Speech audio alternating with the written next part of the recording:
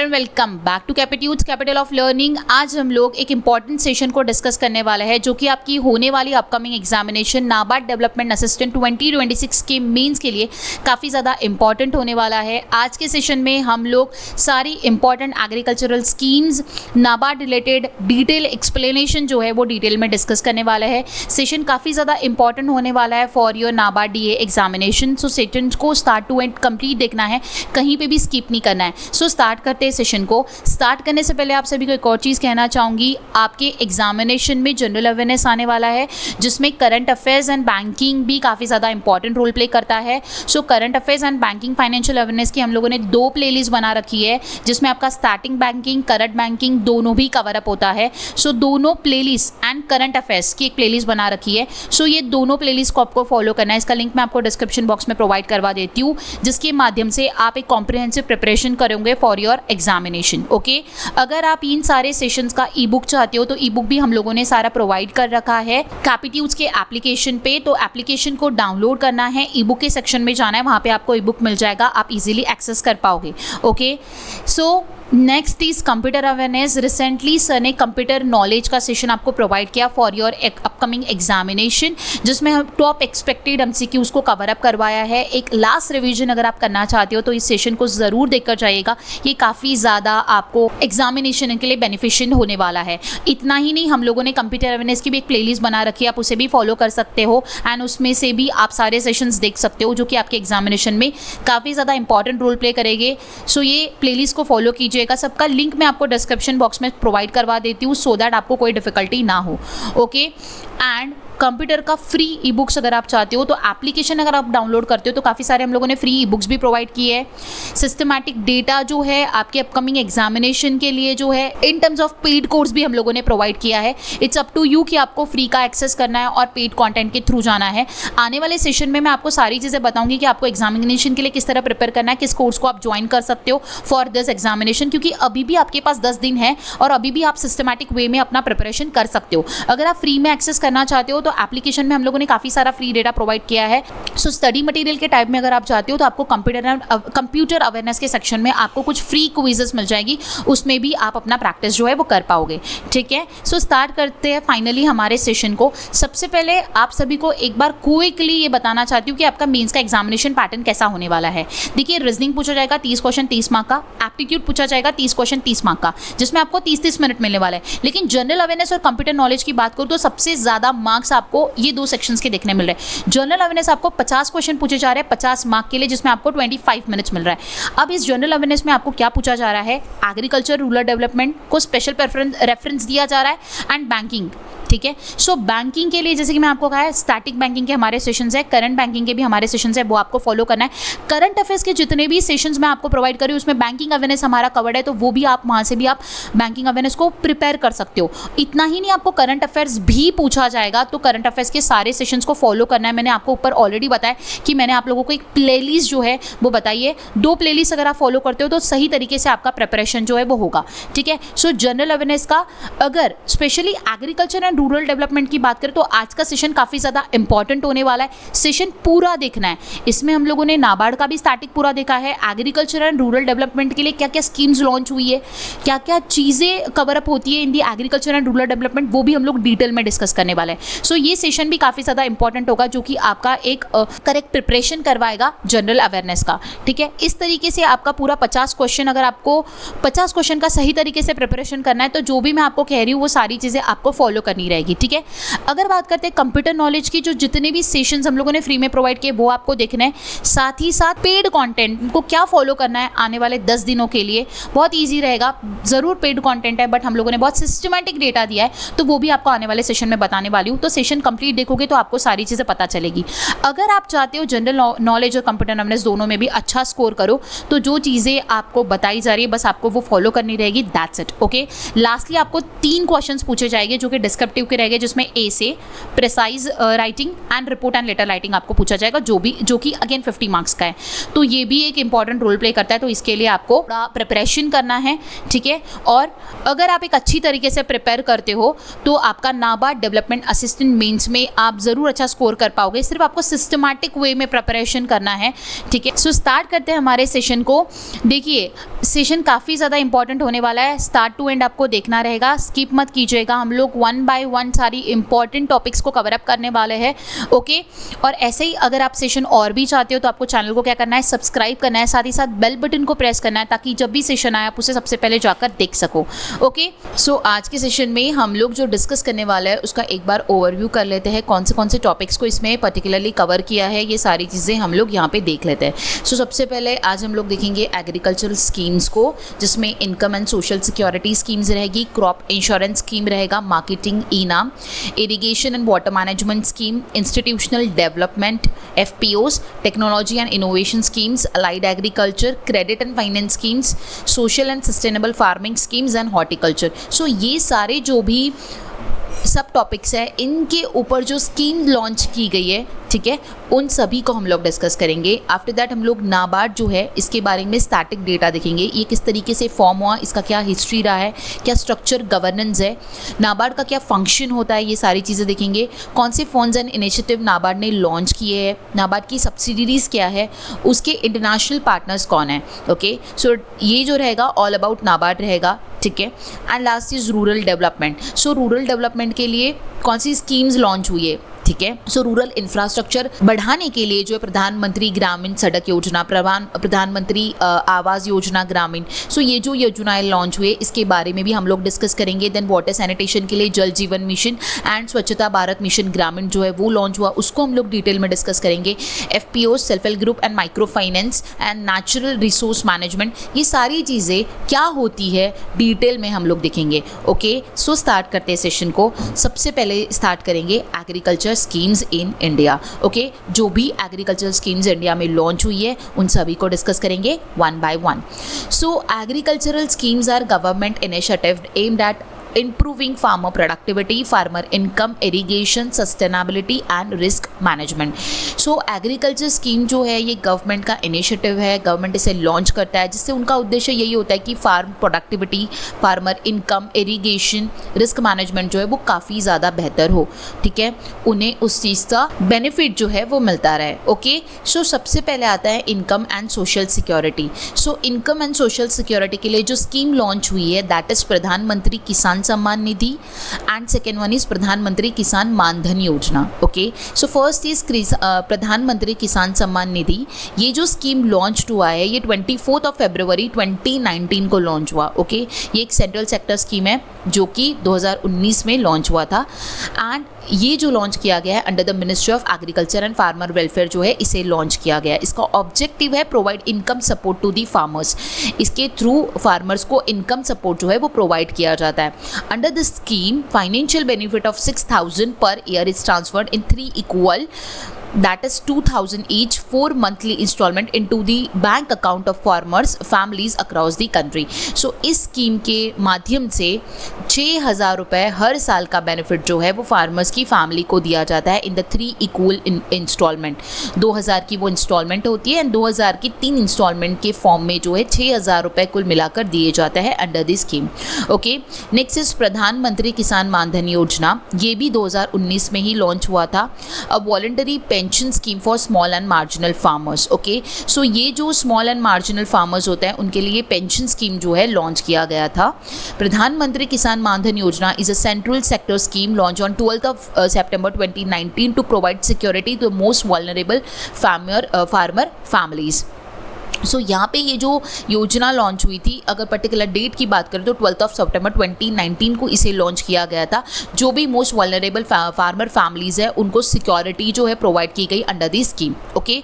सो इसमें 18 to 40 years इसमें contribution भी करना होता है एंड कंट्रीब्यूट करने के बाद आफ्टर द एज ऑफ 60 जो है वो पेंशन जो है प्रोवाइड की जा रही। तो 18 to 40 ईयर जो है 55 rupees to 200 rupees per month जो है वो कंट्रीब्यूट करना होता है एंड इसका बेनिफिट जो मिलता है after 60 years 3000 per month pension जो है वो 3000 महीने का जो है वो दिया जाता है। ओके, सो ये स्कीम है जिसमें कॉन्ट्रीब्यूशन भी करना होता है फार्मर्स को, बट उनको आफ्टर द एज ऑफ 60 जो है पेंशन के फॉर्म में पैसा जो है वो दिया जाता है। ओके, सो ये प्रधानमंत्री किसान मानधन योजना, इसको हम इनकम, ये जो 2 स्कीम्स हम लोगों ने देखी, फर्स्ट इज प्रधानमंत्री किसान सम्मान निधि जिसके थ्रू जो है इनकम सपोर्ट फार्मर्स को दिया गया, एंड सोशल सिक्योरिटी की अगर हम लोग बात करें तो प्रधानमंत्री किसान मानधन योजना है, इसके थ्रू सोशल सिक्योरिटी जो है वो प्रोवाइड की गई है in terms of pension. Okay, so ये 2 स्कीम जो है लॉन्च हुई है, ये आपको ध्यान में रखना रहेगा। ओके, सो यहाँ पे जो है वो सेम 2 स्कीम को in the form of picture mention किया हुआ है,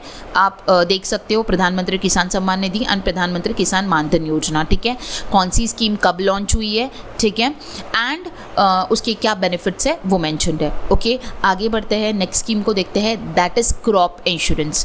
सो क्रॉप इंश्योरेंस क्या होता है एंड क्रॉप इंश्योरेंस के ऊपर कौन सी स्कीम्स लॉन्च हुई है ये भी हम लोग देखेंगे। So crop insurance is a insurance arrangement aiming at mitigating the financial losses suffered by the farmers due to damage, destruction of their crop due to the various production risk. So crop insurance वो insurance होता है जो farmer का loss होता है due to the damage and destruction of the crops. ठीक है, जो भी प्रोडक्शन के टाइम पे अलग अलग रिस्क होती है एंड उनकी वजह से जो उनके क्रॉप्स के ऊपर डैमेज आता है, ठीक है, क्रॉप्स का जो नुकसान होता है उसकी भरपाई के लिए क्रॉप इंश्योरेंस जो है वो लाया गया है। ठीक है, सो उसमें भी कुछ स्कीम्स को लॉन्च किया गया है। फर्स्ट इज प्रधानमंत्री फसल बीमा योजना, second one is restructure weather based crop insurance scheme, third is unified package insurance scheme and fourth is coconut palm insurance scheme. सो हम लोग ये देख रहे हैं इसमें कि कौन सी स्कीम गवर्नमेंट द्वारा लॉन्च हुई है एंड वो सारी स्कीम्स को हम लोग इसमें इंक्लूड कर रहे हैं। सो 1 by 1 इसको डिटेल में हम लोग डिस्कस करेंगे। बढ़ते हैं आगे। सो फर्स्ट हम लोग देखते हैं प्रधानमंत्री फसल बीमा योजना। सो इसका ऑब्जेक्टिव है to provide financial support to farmers in case of crop loss due to natural calamities like drought, flood, pest, diseases and unseasonal rain, launch in 2016, provide a comprehensive insurance from pre-sowing to post-harvest, low premium rates, for example 2% for Kharif, 1.5 for the Rabi crops and 5% for the commercial and horticultural crops. So देखिए यहाँ पे क्या बोला जा रहा है, प्रधानमंत्री फसल बीमा योजना की बात करें तो 2016 में इसे लॉन्च किया गया था। इसके तहत फार्मर्स को फाइनेंशियल सपोर्ट किया जाता है अगर उनका लॉस होता है ड्यू टू नेचुरल कैलामिटीज़, जिसमें आता है drought, flood, pest, diseases and unseasonal rain. मतलब कि अनसीजनल रेन कभी भी बारिश आना, क्रॉप सड़ जाना due to the diseases and pesticides, floods, जो भी नेचुरल कैलामिटीज़ होती है उनकी वजह से जो क्रॉप्स ख़राब हो जाता है तो उनके लिए जो है फाइनेंशियल सपोर्ट किया जाता है थ्रू दी स्कीम। सो इसमें कॉम्प्रिहेंसिव इंश्योरेंस जो है वो प्रोवाइड किया जाता है from pre sowing to post harvest. मतलब कि बीज बोने से अगर हम लोग स्टार्ट करें उसके पहले से लेकर हार्वेस्टिंग तक का पूरा इंश्योरेंस जो है इसमें कवर अप होता है। एंड इसमें जो प्रीमियम रेट्स है वो 2% खरीफ क्रॉप्स के लिए, 1.5 रबी के लिए and 5% for the commercial and horticulture crops. ये आपको ध्यान में रखना रहेगा। Okay, next is restructure weather based crop insurance scheme. So ये भी 2016 में लॉन्च हुआ था। इसके तहत इंश्योरेंस जो है वो कवर अप होता है against the weather condition that impact crop yields. So जो वेदर कंडीशंस का एडवर्स इफेक्ट होता है क्रॉप्स के ऊपर, उनको कॉम्पेंसेट करने के लिए ये जो इंश्योरेंस स्कीम जो है लॉन्च किया गया है। Okay, so provide insurance based on weather parameter, rainfall, temperature and humidity etcetera, helps in quick claim settlement based on the weather data. Premium rates are similar to Pradhan Mantri Fasal Bima योजना। सो देखिए यहाँ पे क्या बोला जा रहा है, ये जो इंश्योरेंस स्कीम लॉन्च हुआ है ये वेदर पैरामीटर्स के ऊपर जो है प्रोवाइड किया जाता है, रेनफॉल, टेम्परेचर, ह्यूमिडिटी जो है उसके ऊपर जो है इंश्योरेंस जो है वो होता है।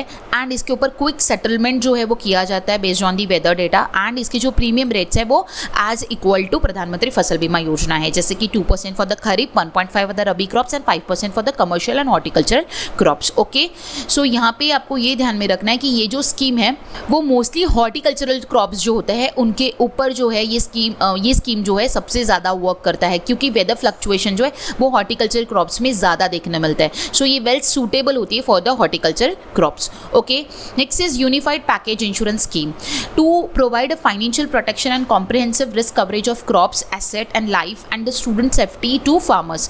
Provide multiple risk covering including 7 section crop insurance Pradhan Mantri Fasal Bima Yojana and weather based crop insurance scheme. Loss of life Pradhan Mantri Jeevan Jyoti Bima Yojana. Accident insurance Pradhan Mantri Suraksha Bima Yojana and student safety household agriculture implements and tractors. So देखिए unified package insurance scheme जो है ये एक complete package है जिसमें सारा coverage जो है होता है। इसमें जो फाइनेंशियल प्रोटेक्शन जो है, जो रिस्क कवर होती है वो पूरी कॉम्प्रिहेंसिव होती है, क्रॉप्स की, वो एसेट की, उस लाइफ की।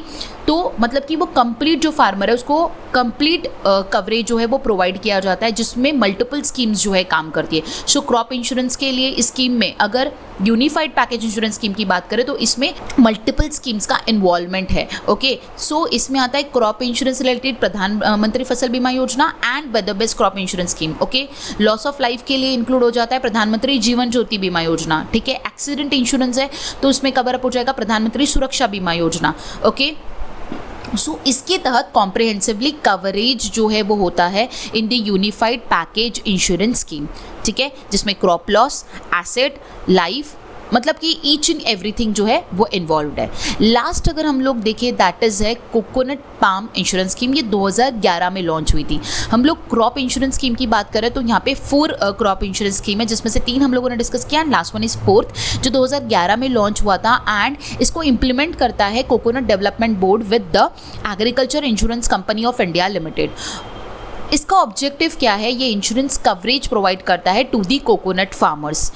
सो अब ये जो कोकोनट फार्मर्स होते हैं उनका जो लॉस होता है due to the natural calamities, pest and diseases, climatic risk, so इनको जो इन सारी चीज़ों की वजह से जो लॉस होता है वो कवर अप किया जाता है अंडर द स्कीम। सो इसमें कवरेज है coconut palm age 4 to 60 years and premium sharing is 75% by the government and 25% by the farmer. So इस स्कीम के अंदर में जो प्रीमियम होता है वो 75% गवर्नमेंट देती है, 25% फार्मर देता है और कोकोनट पाम की एज होनी चाहिए 4 to 60 years। ओके, सो ये आता है क्रॉप रिलेटेड 4 स्कीम्स जो आपको ध्यान में रखनी होगी। अब हम लोग हमारे 3rd सब स्कीम के बारे में बात करेंगे which is related to marketing and eNAM, जिसमें आते हैं national agricultural market. Okay, so eNAM जो ये लॉन्च हुआ ये 2016 को लॉन्च हुआ। इसका ऑब्जेक्टिव है create a unified natural agricultural market. इसका उद्देश्य यही था कि एक यूनिफाइड नेशनल एग्रीकल्चर मार्केट को बनाया जाए जिसके फीचर्स है online trading platform, transparent price discovery and eliminates middleman. So इसके तहत जो है ये जो नेशनल एग्रीकल्चर मार्केट है इसके तहत एक ऑनलाइन ट्रेडिंग प्लेटफॉर्म जो है वो बनेगा एंड जिसमें ट्रांसपेरेंट प्राइस जो रहेगा वो रहेगा एंड इसमें जो मिडल मैन होता है उसको एलिमिनेट किया जाएगा। सो उसी के लिए नेशनल एग्रीकल्चर मार्केट जो है वो लॉन्च किया गया है 2016 में। ओके, नेक्स्ट अगर आगे बढ़ते हैं तो नेक्स्ट हमारा आता है irrigation and water management. So irrigation and water management के लिए जो स्कीम लॉन्च हुआ है दैट इज प्रधानमंत्री कृषि सिंचाई योजना। ये लॉन्च हुआ जुलाई 1st 2015 को, जिसमें irrigation and water management schemes को स्कीम जो है आती है। ठीक है, सो ये लॉन्च हुआ 1 जुलाई 2015। प्रधानमंत्री Krishi Sinchai Yojana is an Indian government programme that integrate several irrigation and water management scheme. It focuses on enhancing water use efficiency, expanding irrigation coverage and promoting micro irrigation due to a reliance on monsoon। Okay, so इसमें जो multiple schemes थी हमारी irrigation and water management की, इसको include करके इस scheme को जो है लॉन्च किया गया था 2015 में। इसका जो फोकस है वो वाटर यूज एफिशिएंसी को, मतलब वाटर यूज एफिशिएंसी को एनहांस करना है, जो इरिगेशन कवरेज है उसे एक्सपांड करना है, जो micro irrigation and drip sprinkler system होती है उसको प्रमोट करना है, जिससे हमारा जो बहुत ज़्यादा रिलायंस होता है मॉनसून के ऊपर की बारिश आएगी तब हमारा जो है फसल उगेगा, उसके ऊपर डिपेंडेंसी जो हमारी है उसको कम करने के लिए ये irrigation and water management scheme को जो है लॉन्च किया गया है। ओके, सो इसमें इंप्लीमेंटिंग मिनिस्ट्रीज है जल शक्ति, agriculture and farmer welfare and rural development. And इसमें जैसे कि मैंने आपको बताया कि काफ़ी सारी स्कीम को मर्ज करके इसको बनाया गया है, तो ये ध्यान में रखना होगा कि इसे accelerated irrigation benefit programme, Har Khet Ko Pani, per drop more crop and watershed development, इन सारी अम्ब्रेला स्कीम को कंबाइन करके इसे जो है लॉन्च किया गया है। एंड इसके लिए अप्रूव आउटले जो लगाया गया था 21 से 26 तक के लिए that is 93,068 crore rupees which is equal to $11 billion. Okay, so ये है ऑल अबाउट कृषि सिंचाई योजना। ठीक है, नेक्स्ट आते हैं institutional development. Next is institutional development. इसमें आता है formation and promotion of 10,000 farmer producer organisation scheme. Okay, so institutional development में क्या किया गया है कि 10,000 फार्मर प्रोड्यूसर ऑर्गेनाइजेशन को क्या किया जाएगा, बनाया जाएगा। ठीक है, बाय द ईयर 27-28 ऐसा टारगेट रखा गया है। एंड इसी के लिए हर एफपीओज के लिए 10-18 लाख पर एफपीओज जो है वो फाइनेंशियल सपोर्ट भी किया जाएगा। एफपीओज जो होता है वो कलेक्टिव फार्मिंग के लिए होता है। इसे 2020 में लॉन्च किया गया था। सो व्हाट इज एफपीओ, ये डिटेल में हम लोग नेक्स्ट स्लाइड में डिस्कस करते हैं। So FPO is a farmer producer organisation, is a collective of farmers producer who come together to improve their income, bargaining power and market access. So देखा जाए तो एफपीओ क्या होता है, ये एक टाइप का प्रोड्यूसर ऑर्गेनाइजेशन है जहाँ पे सिर्फ और सिर्फ फार्मर्स होते हैं, उनका ये ऑर्गेनाइजेशन होता है। ठीक है, जिन्हें फार्मर प्रोड्यूसर कंपनीज भी कहा जाता है क्योंकि इन्हें रजिस्टर किया जाता है अंडर द कंपनीज एक्ट। तो ये जो फार्मर्स होते हैं ये अपना income, bargaining power, market access improve करने के लिए इन्हें जो है इसे जो है बनाया गया है फार्मर प्रोड्यूसर ऑर्गेनाइजेशन को। ओके, सो इसे रजिस्टर किया जाता है under the companies act and इसे फार्मर प्रोड्यूसर कंपनीज भी कहा जाता है। Okay, to facilitate this process the small farmers agri business consortium was mandated by the department of agriculture and corporation, ministry of agriculture, government of India to support the state government in the formation of farmer producer organisation. So यहाँ पे क्या बोला गया है कि जो farmer producer organisation है उनको बनाने के लिए जो है small farmer agree business consortium जो है इनको मैंडेटरी किया गया है bye the department of agriculture and corporation and ministry of agriculture द्वारा कि वो इसे जो है वो बनाएं। ओके, एंड इसका उद्देश्य यही है कि फार्मर्स का जो कॉम्पिटिटिवनेस है मार्केट में जो है वो और भी ज़्यादा बेहतर हो, वो मार्केट में उतर के अच्छे दाम में अपना माल जो है वो बेच सके और वो अच्छी तरीके से मार्केट में एक्सेस कर सके। ये 2020 में लॉन्च हुआ था एफपीओ। इसका टारगेट जैसे कि मैंने अभी आपको बताया कि 10,000 एफपीओज को बनाना है by the year 27-28 and her FPO बनाने के लिए फाइनेंशियल सपोर्ट 18 लाख रुपए जो है वो दिया जाएगा। ठीक है, समझ आया। नेक्स्ट हम लोग आगे बढ़ते हैं। सो next is technology and innovation. इसमें कौन सी स्कीम लॉन्च हुई ये हम लोग देखते हैं। तो वो लॉन्च हुई है नमो ड्रोन दीदी स्कीम जो कि 2023 में लॉन्च हुई थी। The major objective of the scheme is to promote advance technology in the agriculture for improve efficiency, enhance crop yield and reduce cost of operation, and to empower small help groups as a drone service provider for increasing their income and providing livelihood support to them. So यहाँ पे क्या बोला जा रहा है, ये जो नमो drone दीदी स्कीम है इसके थ्रू एडवांस टेक्नोलॉजी जो है वो एग्रीकल्चर में लाई गई है जिससे हमारा जो एफिशिएंसी है वो और भी ज़्यादा बेहतर हो। इसमें जो स्मॉल हेल्प ग्रुप्स की जो विमेंस है उनको ड्रोन सर्विस प्रोवाइडर जो है वो बनाया जाएगा। उसके लिए उन्हें जो है ट्रेनिंग दी जाएगी जिससे जो स्मॉल हेल्प ग्रुप्स की जो स्पेशली विमेंस है उनका इनकम और उनको जो फाइनेंशियल सपोर्ट जो है वो प्रोवाइड किया जाएगा। ओके, सो ये जो स्कीम लाने का उद्देश्य यही है कि जो एग्रीकल्चर टेक्नोलॉजी है वो और भी ज़्यादा बेहतर हो। The government has approved Namo drone Didi as a central sector scheme for providing 15,000 drone to the women self help groups with the outlay of ₹1261 crore for the period of 23-24 to 25-26। So यहाँ पे क्या बोला जा रहा है कि नमो ड्रोन दीदी स्कीम जो है एक सेंट्रल सेक्टर स्कीम है जिसके थ्रू 15,000 ड्रोन जो है वो विमेन सेल्फ हेल्प ग्रुप्स को दिए गए हैं, जिसके लिए जो आउटले लगाया गया है, पैसा लगाया गया है वो 1261 करोड़ रुपीस लगाया गया है for the period 23-24 to 25-26। Okay, it offers 80% of the central finance assistance up to 8 lakh for drone purchases including 15 days of pilot training to promote modern safe farming techniques. Okay, so यहाँ पे क्या बोला गया है कि जैसे कि मैंने आपको बताया कि इसमें जो सेल्फ हेल्प ग्रुप्स की विमेन है वो वर्क करेगी तो उनको इसमें ट्रेनिंग प्रोवाइड की गई है कि किस तरीके से इसे ऑपरेट करना है एंड किस तरीके से इसे यूज़ करके जो है खुद की इनकम बढ़ानी है। ओके, सो ये जो है 80% सेंट्रल फाइनेंशियल असिस्टेंस इसमें ऑफर किया जाता है up to 8 lakh rupees for the drone purchase, जिसमें 15 days का पायलट ट्रेनिंग जो है वो दिया जाता है for the modern safe and farmer techniques. मतलब कि modern safe and farmer techniques जो है उसके माध्यम से पढ़ाई जाती है ड्रोन्स को चलाने के बारे में। ओके, सो ये था नमो ड्रोन दीदी स्कीम। ठीक है, सो इसका उद्देश्य यही है कि जो रूरल विमेन है उनको एम्पावर कर सके और उनको टेक्नोलॉजी ड्रिवन जो है वो बना सके जिससे वो अपनी इनकम जनरेट करे। ओके, आगे बढ़ते हैं, दैट इज़ अलाइड एग्रीकल्चर। इसमें जो लॉन्च हुआ है that is national bee keeping and honey mission. ये 2020 में लॉन्च हुआ था to promote the scientific bee keeping, increase honey production and enhance pollination service for the agricultural development. Okay, so ये जो लॉन्च हुआ है bee keeping and honey mission ये 2020 में लॉन्च हुआ है। इसमें हनी प्रोडक्शन इंक्रीज होने के लिए एंड जो पॉलिनेशन सर्विस है वो और भी बेहतर होने के लिए जो है इसे लॉन्च किया गया था। ठीक है, नेक्स्ट आगे बढ़ते हैं। Next is the credit and finance, जिसमें सबसे पहले लॉन्च हुआ है एग्रीकल्चर इंफ्रास्ट्रक्चर फंड। ये 2020 में लॉन्च हुआ था। इसका ऑब्जेक्टिव है पोस्ट हार्वेस्ट इंफ्रास्ट्रक्चर को डेवलप करना, ठीक है।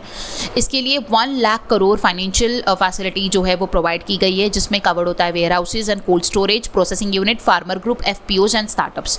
Okay, so agriculture infrastructure fund क्या होता है, इसमें जो हार्वेस्टिंग होने के बाद जो क्रॉप्स है उनको रखने के लिए, उनके स्टोरेज के लिए जो है डेवलपमेंट किया जाएगा, उसके लिए इंफ्रास्ट्रक्चर जो है वो खड़ा किया जाएगा। सो इसके लिए 1 लाख करोड़ का जो है फाइनेंशियल सपोर्ट जो है वो प्रोवाइड किया गया है, जिसमें warehouses, cold storage, processing unit, farmer groups, FPO, startups, ये उसी से रिलेटेड जो है ये सारी चीज़ें कवर की गई है, उसी से रिलेटेड सारी चीज़ें जो है बनाई जाएगी। मतलब पोस्ट हार्वेस्टिंग इंफ्रास्ट्रक्चर से रिलेटेड जो है यहाँ पे चीज़ें डेवलप की जाएगी, ठीक है। सो ये था एग्रीकल्चर इंफ्रास्ट्रक्चर फंड जो कि 2020 में लॉन्च हुआ। Next is modified inter subvention scheme.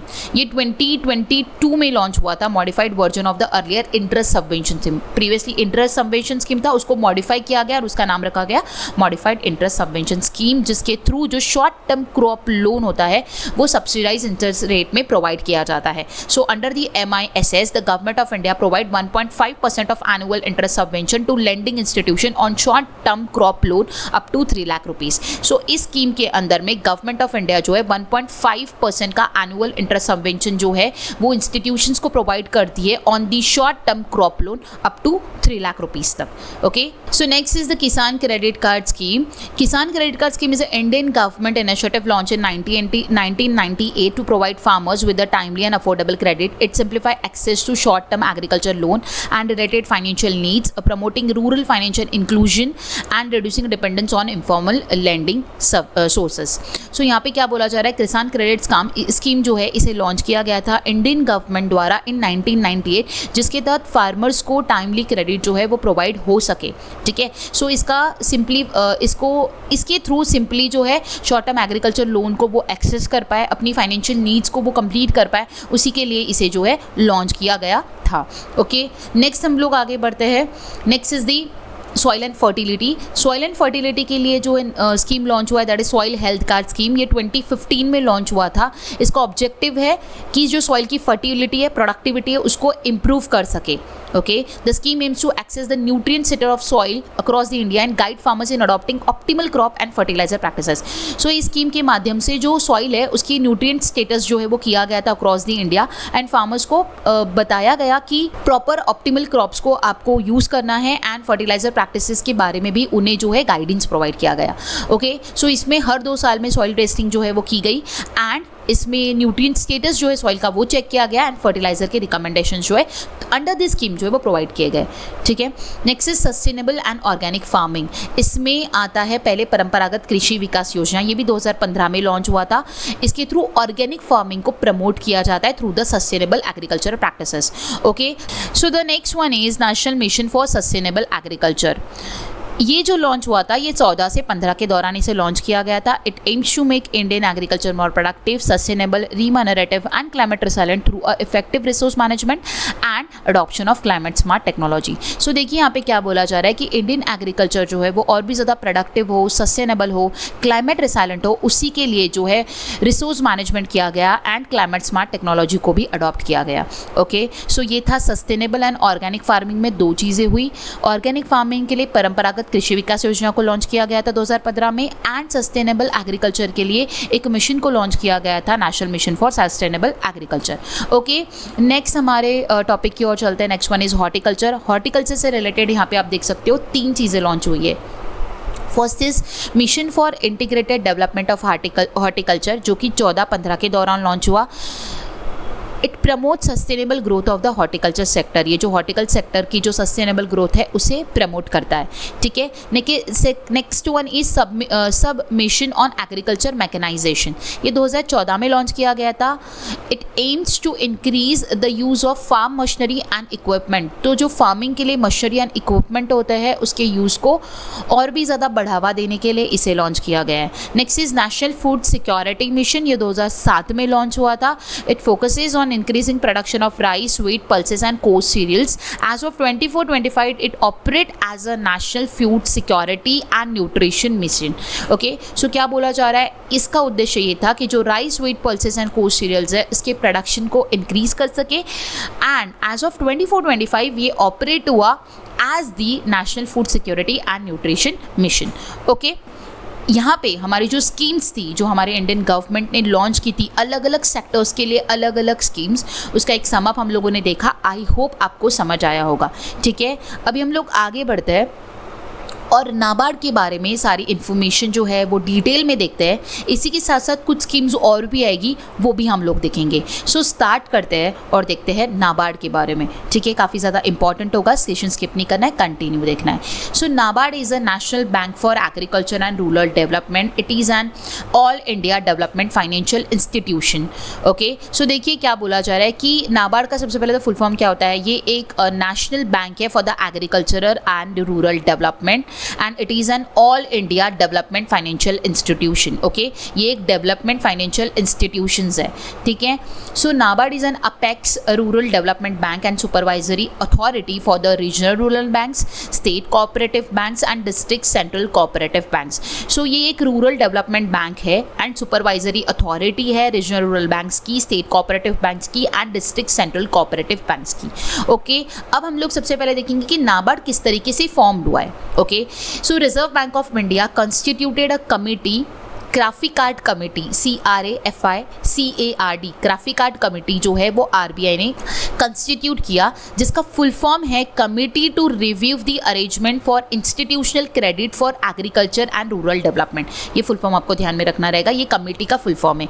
ये कमेटी जो फॉर्म हुआ था ये 30 मार्च 1979 को फॉर्म हुआ था एंड इसके चेयरमैन थे B. सिवरमन. ओके, ये कमेटी फॉर्म होने के बाद एक इंटरिम रिपोर्ट जो है वो रिलीज हुआ था 28 नवंबर 1979 को एंड उस रिपोर्ट का उद्देश्य यही था कि एक सेपरेट अपेक्स फाइनेंशियल इंस्टीट्यूशन जो है वो रूरल एंड एग्रीकल्चर क्रेडिट के लिए जो है वो बने.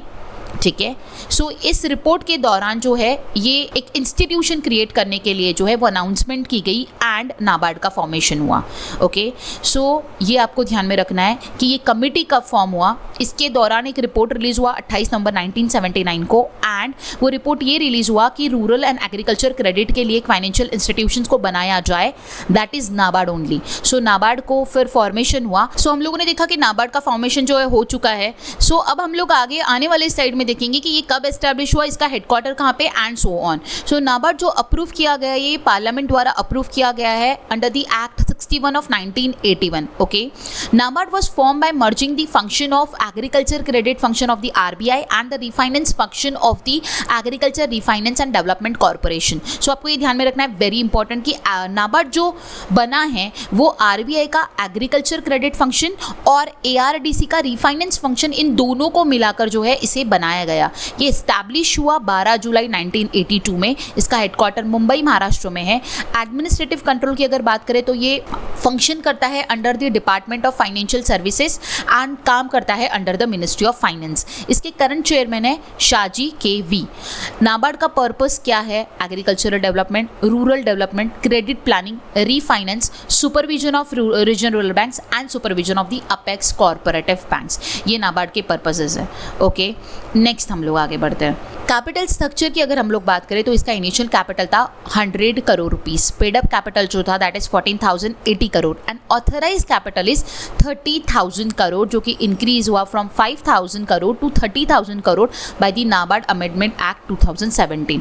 Okay, so initial capital 100 crore था जो कि कंट्रीब्यूट किया गया था by the RBI and government of India. Today it is fully owned by the government of India. The RBI stake was gradually transferred to central government and making NABARD 100% government own by 2019.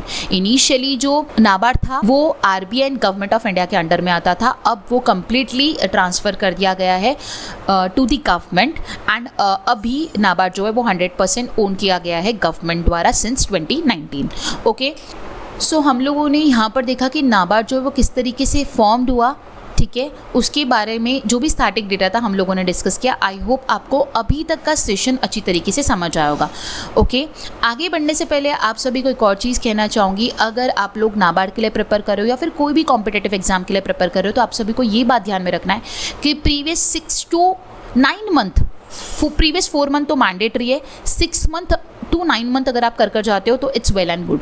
Okay, so मैंने session की starting में आपको बताया कि playlist को आपको follow करना है। साथ ही साथ अगर आप नाबार्ड के लिए भी प्रिपेयर करो तो आपको क्या करना है, प्रीवियस 4 मंथ का करंट अफेयर्स अच्छी तरीके से प्रिपेयर करना है। आपको मैं यहाँ पे एक बता रही हूँ, यहाँ पे आप देख सकते हो कि सारे सेशंस हम लोगों ने प्रोवाइड किए, नवंबर, दिसंबर, जनवरी, फरवरी एंड मार्च, अभी तक के सारे सेशंस जो है वो प्रोवाइडेड है। जैन फेब का बैंकिंग अवेयरनेस भी हम लोगों ने प्रोवाइड किया, तो वो भी सेशन आपको देखना है क्योंकि नाबार्ड में बैंकिंग रिलेटेड डेटा भी पूछा जाएगा। बैंकिंग स्टैटिक के सेशंस भी हमने प्रोवाइड किए, वो भी आप जाकर देख सकते हो। इतना ही नहीं, नाबार्ड वालों के लिए union budget and economic survey देकर जाना भी इंपॉर्टेंट रहेगा, तो उसका भी काफ़ी इंपॉर्टेंट सेशन हम लोगों ने प्रोवाइड किया है। सो ये सारा अगर आप देखते हो तो आपका एक कॉम्प्रहेंसिव प्रिपरेशन होगा। ये सेशन जिन भी स्टूडेंट ने नहीं देखा होगा वो ये सेशन आफ्टर दिस सेशन ज़रूर जाकर देखकर जाइएगा बिफोर योर एग्जामिनेशन। सारा current affairs, union budget and economic survey, banking awareness and static banking, ये सारे सेशंस आपको देखना होगा। अगर रिविजन के लिए ई बुक चाहते हो तो कैपिट्यूड्स के एप्लीकेशन पे सारे सेशंस के ई बुक अवेलेबल है। ओके, सो ई बुक के लिए आपको क्या करना है, कैपिट्यूड्स के एप्लीकेशन को डाउनलोड करना है, ई बुक के सेक्शन में जाना है, वहाँ पे आप ई बुक इजीली एक्सेस कर पाओगे। एंड एक और बात आपको ये बात ध्यान में रखना है, मैंने स्टार्टिंग में ही आपको कहा है कि आपको कंप्यूटर अवेयरनेस भी पूछा जाता है जो कि काफ़ी इंपॉर्टेंट रोल प्ले करता है आपके सिलेक्शन के लिए। सो इसके लिए रिसेंटली सर ने एक सेशन भी प्रोवाइड किया। अगर आपने ये सेशन नहीं देखा होगा तो ये सेशन भी जाकर देख लीजिएगा। इसमें टॉप एक्सपेक्टेड 100+ MCQs को कवर अप करवाया, काफ़ी सारा डेटा आपको प्रोवाइड करवाया है। ये सेशन आपके एग्जामिनेशन के लिए काफ़ी ज़्यादा इंपॉर्टेंट रोल प्ले करेगा, तो ये सेशन तो आपको देखना ही है।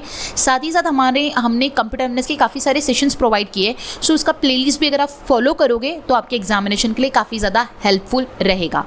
इतना ही नहीं, अगर आप स्पेसिफिकली पढ़ना चाहते हो, आपके पास काफ़ी वक्त है, तो कंप्यूटर अवेयरनेस के लिए हमारा एक कॉम्प्रिहेंसिव कोर्स हम लोगों ने बनाया है जिसमें काफ़ी अच्छा कवरेज हमने प्रोवाइड किया है। सिस्टमैटिक आपको वीडियो लेक्चर्स भी प्रोवाइडेड है, इंपॉर्टेंट ई बुक्स आपको प्रोवाइड की गई है, काफ़ी सारा कंटेंट जो है हमने प्रोवाइड किया है। सो आप ये इस कोर्स को भी ज्वाइन कर सकते हो। एप्लीकेशन डाउनलोड कीजिएगा, ठीक है, वहाँ पे आप ऑल कोर्सेज में जाते हो तो वहाँ पे आपको एक कोर्स मिल जाएगा कंप्यूटर अवेयरनेस का, इसे आप ज्वाइन कर सकते हो और आप सिस्टमैटिक तरीके से जो आपके पास जितना टाइम बचा है ना उसमें अच्छी तरीके से प्रिपरेशन करके 40 on 40 भी कंप्यूटर अवेयरनेस में ईजिली ला सकते हो। ये मैं आपको अश्योरिटी देती हूँ क्योंकि जो हमने डेटा कवर अप करवाया बहुत सिस्टमैटिक है। और अगर आप आरबीआई के लिए भी प्रिपेयर कर रहे हो और आप नाबार्ड भी दे रहे हो तो आप एक काम कर सकते हो कि आरबीआई का भी अगर आप कोर्स ज्वाइन करते हो तो भी आपके नाबार्ड के एग्ज़ाम में वो भी काम करेगा और आने वाली आपकी आरबीआई के एग्ज़ाम के लिए भी आपका प्रिपरेशन जो है वो इजीली हो जाएगा। तो आप इसे भी ज्वाइन कर सकते हो। सो इसमें आरबीआई के एग्जामिनेशन का भी आपका प्रिपरेशन हो जाएगा, साथ ही साथ आपकी जो आने वाली अपकमिंग एग्जाम है नाबार्ड वो भी आप अच्छी तरीके से दे पाओगे। तो इसमें भी हम लोगों ने पूरा कवरेज करवाया है कंप्यूटर अवेयरनेस का, वो भी बहुत सिस्टमैटिक वे में। काफ़ी सारे प्रैक्टिस क्वेश्चंस आपको प्रोवाइड किए, स्मार्ट वीडियो लेक्चर्स आपको इसमें प्रोवाइड किए गए जिससे आपका कंप्यूटर अवेयरनेस बहुत ईजीली और अच्छी तरीके से प्रिपेयर होगा, ठीक है। क्योंकि आप सभी को पता है, मैंने स्टार्टिंग में कहा है, computer awareness and general awareness ये दोनों ही काफ़ी ज़्यादा मार्क्स आपको दिलाकर दे सकते हैं। सिर्फ आपको एक सिस्टमैटिक जो है वो पढ़ाई करनी होगी। अभी भी आपके एग्जामिनेशन को काफ़ी वक्त है। अगर आप लोगों ने सिस्टमैटिक टाइम दिया आने वाले 10 दिनों में तो आप एक अच्छा खासा जो है स्कोर ला सकते हो। सिर्फ आपको अच्छी तरीके से प्रिपरेशन करना होगा, आपको सारा डेटा प्रोवाइड किया जा रहा है, उसको अच्छी तरीके से एक्सेस करना होगा। सो ये सारे कोर्सेज ई बुक्स को ज्वाइन करना चाहते हो तो कैपिट्यूड्स का एप्लीकेशन डाउनलोड करो। एप्लीकेशन में काफ़ी सारा फ्री डेटा भी आपको मिल जाएगा, पेड कॉन्टेंट भी आपको मिल जाएगा। इट्स अप टू यू आपको किस तरीके से एक्सेस करना है, ओके। एंड जो भी सेशंस मैंने आपको रिकमेंड किए वो सारे आपको देखकर जाने होंगे बिकॉज आपके एग्जामिनेशन के लिए काफ़ी ज़्यादा हेल्पफुल होने वाले हैं, ओके। आगे बढ़ते हैं और हमारे सेशन को कंटिन्यू करते हैं। सो नेक्स्ट इज अबाउट नाबार्ड की इंपॉर्टेंट स्कीम्स एंड इनिशिएटिव कि नाबार्ड ने क्या क्या इनिशिएटिव्स लिए, नाबार्ड ने क्या क्या लॉन्च किया है, वो हम लोग सब लोग अभी वो सारी चीज़ें हम लोग अभी डिस्कस करेंगे। सबसे पहले आता है rural innovation role of NABARD. सबसे पहले यहाँ पर हम लोग देखेंगे कि रूरल इनोवेशन के लिए नाबार्ड का जो रोल है वो क्या रहा है। NABARD play a key role in promoting rural innovation and livelihood development, focuses on agriculture productivity, employment generation and sustainable rural development.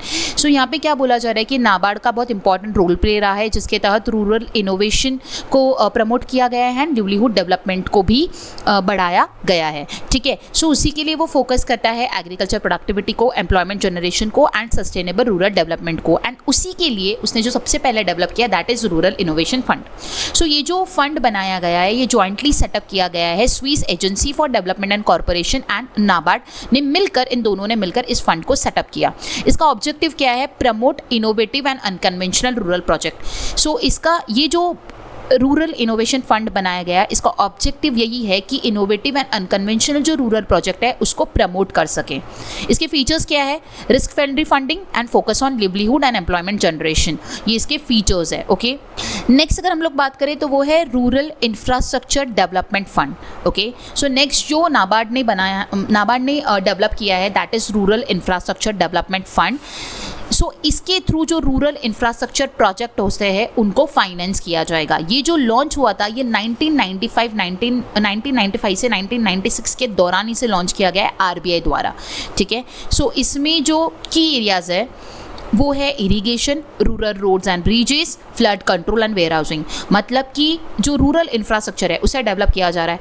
उसमें जो की एरियाज़ को फोकस किया है कि इरिगेशन रिलेटेड डेवलपमेंट होगा, रूरल रोड्स एंड ब्रिजेस जो है वो डेवलप होंगे, flood control and warehousing जो है उसे बनाया जाएगा। ठीक है, अब हम लोग यहाँ पे रूरल इंफ्रास्ट्रक्चर डेवलपमेंट की अगर बात करते हैं उसी के लिए क्या क्या चीज़ें लॉन्च की गई है वो भी हम लोग साइमल्टेनियसली देख लेंगे।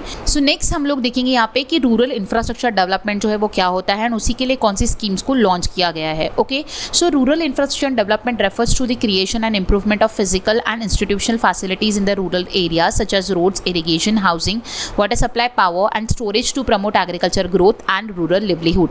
रूरल इंफ्रास्ट्रक्चर डेवलपमेंट किसे कहेंगे? जो रूरल एरियाज में roads, irrigation, housing, water supply, power and storage जिससे एग्रीकल्चर ग्रोथ हो, इन सभी के लिए जो इंफ्रास्ट्रक्चर बनाया जा रहा है, इन सभी को बनाने के लिए जो डेवलपमेंट की जा रही है that is rural infrastructure development. ठीक है, जिससे रूरल एरियाज जो है वो और भी ज़्यादा बेहतर हो सके। ठीक है, इसी के लिए सबसे पहले जो एक स्कीम लॉन्च हुई है रूरल कनेक्टिविटी के लिए दैट इज़ प्रधानमंत्री ग्राम सड़क योजना। इसी को हम लोग देखते हैं।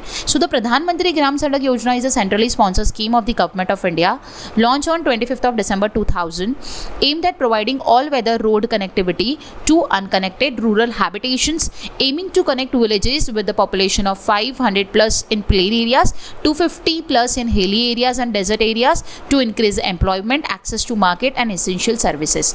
देखिए ये जो प्रधानमंत्री ग्राम सड़क योजना इसका उद्देश्य यही है कि रोड कनेक्टिविटी जो है, जो विलेजेस की रोड कनेक्टिविटी जो है वो कनेक्ट हो, मतलब कि जो अनकनेक्टेड रूरल हैबिटेशन जो है वो विलेजेस के साथ कनेक्ट कर सके। ठीक है, जिन विलेजेस का पॉपुलेशन 500 प्लस है प्लेन एरियाज की, उनको कनेक्टिविटी प्रोवाइड की जाए, उसी के साथ साथ जो 250 plus hilly areas and desert areas जो है उनको भी कनेक्टिविटी प्रोवाइड की जाए, जिससे उनका एम्प्लॉयमेंट, मार्केट का एक्सेस और जो इसेंशियल सर्विसेज जो है वो इजीली कर पाएंगे। ओके, ये जो ग्राम सड़क योजना है ये कनेक्टिविटी है, मतलब कि जो रोड कनेक्टिविटी प्रोवाइड की जा रही है to the unconnected rural areas. Okay, ये जो स्कीम लॉन्च हुई थी ये December 25, 2000 में इस स्कीम को लॉन्च किया गया था। ठीक है, इसके भी डिफरेंट फेजेस हुए बाद में। फेज 1 जो लॉन्च हुआ था वो 2000 में लॉन्च हुआ था, targeted new connectivity and limited upgradation for eligible habitation. यहाँ पे क्या था? कनेक्टिविटी को एनहांस करना था। ठीक है, फेज 2 जो है वो 2013 में आया, focuses on upgradation of existing rural road to improve infrastructure, cost share between the centre and the state. यहाँ पे इनिशियली जो कनेक्टिविटी है, जो भी लिमिटेड एरियाज के साथ जो कनेक्टिविटी किया गया था उसको और अपग्रेड किया गया इन दी फेज 2। तो फेज 2 में फिर से जो एग्जिस्टिंग रोड्स है जिसको कनेक्टिविटी नहीं मिली है उसको और भी ज़्यादा अपग्रेड किया गया, मतलब कि और भी कनेक्टिविटी बढ़ाई गई, और भी इंफ्रास्ट्रक्चर को बढ़ाया गया एंड इसमें कॉस्ट शेयरिंग हुआ between the centre and the states. और फेज 3 की अगर हम लोग बात करें वो 19 to 2025 का रहा। Phase 3 consolidate major rural link connecting habitation to Gramin agriculture market, higher secondary school and hospital. Initially सिर्फ कनेक्टिविटी लाया, मतलब कि जो रोड्स है उसको जहाँ पे कनेक्टिविटी नहीं है उससे कनेक्ट किया। फिर सेकेंड फेज में भी क्या हुआ, उसका और भी इंफ्रास्ट्रक्चर थोड़ा बेटर किया। फिर थर्ड में क्या किया कि जो ग्रामीण एग्रीकल्चर मार्केट्स है उससे कनेक्टिविटी करवाई, सेकेंडरी स्कूल से कनेक्टिविटी करवाई, हॉस्पिटल से कनेक्टिविटी करवाई। सो ऑल इन ऑल ये स्कीम क्या है कि जहाँ पे जो रूरल एरियाज़ है उनका कनेक्टिविटी, जो मेन एरियाज़ जो होते हैं, जो ऑल रोड कनेक्टिविटी होती है, उसके साथ जो इंटरलिंकिंग होता है उसको कनेक्ट करना है। ठीक है, सो ये स्कीम उसी के बारे में one by one, phase by phase जो है इसमें इंप्रूवमेंट लाया गया है। ठीक है, सो ये आपको ध्यान में रखना रहेगा। बहुत ही सिंपल है, कब लॉन्च हुआ मेनली आपको ध्यान में रखना है। ठीक है, आगे बढ़ते हैं। Next is rural housing. Rural housing के लिए जो स्कीम लॉन्च हुआ है दैट इज प्रधानमंत्री आवास योजना ग्रामीण। ठीक है, सो प्रधानमंत्री आवास योजना ग्रामीण is a flagship rural housing scheme of the India's ministry of rural development launch in अप्रैल 2016। प्रधानमंत्री आवास योजना ग्रामीण seeks to provide a पक्का permanent house at least 25 square meter with a hygienic cooking space and access to basic amenities for all eligible rural families. Target is 4.95 crore houses by March 2029. Assistance per unit is 1.20 lakh plain and 1.30 lakh hilly areas. So यहाँ पे क्या बोला जा रहा है कि ये जो प्रधानमंत्री आवास योजना ग्रामीण है, ये एक मिनिस्ट्री ऑफ रूरल डेवलपमेंट का फ्लैगशिप रूरल हाउसिंग स्कीम है जो कि अप्रैल 16 को इसे लॉन्च किया गया था। इसका उद्देश्य यही है कि पक्का हाउस को वो प्रोवाइड कर सके to the eligible rural families, जिसके थ्रू उनको एक हाइजीन कुकिंग स्पेस बनाकर दी जाए एंड बेसिक एमिनिटीज जो है वो बनाकर दी जाए। सो इनका टारगेट यही है कि बाय दी मार्च 2029 4.95 करोड़ जो है वो बने एंड इसी के लिए प्लेन एरियाज के लिए 1.20 लाख रुपीज़ जो है वो पर यूनिट के लिए प्रोवाइड किया गया and 1.30 lakh rupees hilly areas के लिए प्रोवाइड किया गया है। ओके, समझ आया। तो नेक्स्ट अगर हम लोग बात करें तो next is drinking water and sanitation and इसी के लिए जो स्कीम लॉन्च हुआ दैट इज जल जीवन मिशन। ये लॉन्च हुआ था अगस्त 15, 2019 को। It is a centrally sponsored flagship initiative of the government of India under the ministry of Jal Shakti. It seeks to provide a safe and adequate drinking water to every rural household through a financial tap connection, fulfilling the vision of Har Ghar Jal water to every household. The mission has been extended till December 2028 with enhanced funding and structural reforms for sustainable service delivery. Revised outlay is 8.69 lakh crore, 3.59 lakh crore central share. So देखिए क्या बोला जा रहा है, drinking water sanitation की अगर हम लोग बात करें तो जल जीवन मिशन को लॉन्च किया गया था। ये अगस्त 15, 2019 को इसे लॉन्च किया गया था गवर्नमेंट ऑफ इंडिया द्वारा under the ministry of Jal शक्ति। इसके थ्रू जो है सेफ एंड ड्रिंकिंग वाटर जो है वो हर रूरल हाउस होल्ड को प्रोवाइड हो थ्रू दी टैप कनेक्शन। यही इसका विजन था, Har Ghar Jal, water to every household. Okay, and इस मिशन को एक्सटेंड कर दिया गया है टिल दिसंबर 2028 एंड इसमें जो है रिवाइज आउटले जो लगाया गया है which is 8.6 lakh crore rupees, जिसमें सेंट्रल शेयर है 3.59 लाख। ओके, सो जल जीवन मिशन जो लॉन्च हुआ है for the drinking water sanitation के लिए लॉन्च किया गया है। ठीक है, एंड लास्ट इज स्वच्छ भारत मिशन। सो रूरल लिवलीहुड बेटर हो सके उसके लिए आप लोगों ने देखा होगा कि सड़क योजना लाया है, देन आवास योजना लाया है, देन जल जीवन योजना लाया है एंड देन भारत स्वच्छ मिशन ग्रामीण, मतलब कि ग्रामीण का जो एरिया और भी ज़्यादा स्वच्छ हो सके तो उसके लिए स्वच्छ भारत मिशन जो है वो लॉन्च किया गया था। It is a flagship rural sanitation programme of the government of India launch on October 2, 2014 under the ministry of Jal Shakti. सो इसे भी जल शक्ति के अंडर में लॉन्च किया गया था 2 अक्टूबर 2014 को। ये एक रूरल सैनिटेशन प्रोग्राम जो है गवर्नमेंट ऑफ इंडिया ने लॉन्च किया। ठीक है, it aims to eliminate open defecation, promote hygiene, ensure sustainable solid and liquid waste management. So इसका उद्देश्य क्या था कि खुले में जो शौच हो उसे एलिमिनेट हो, हाइजीन जो वो और भी ज़्यादा प्रमोट हो, solid and liquid waste management जो है वो बेटर हो सके, उसी के लिए इसे लॉन्च किया गया था।